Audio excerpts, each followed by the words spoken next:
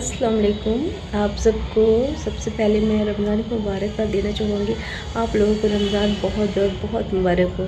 तो जैसा कि गाइस ये अभी रमज़ान का महीना चल रहा है, तो मेरे वीडियोस में अभी रमज़ान से रिलेटेड ही होते हैं। इनका रमज़ान से रिलेटेड जो भी थीम होते हैं, तो उसी पर मैं अभी वीडियोस बना रही हूँ और रेगुलर बना रही हूँ।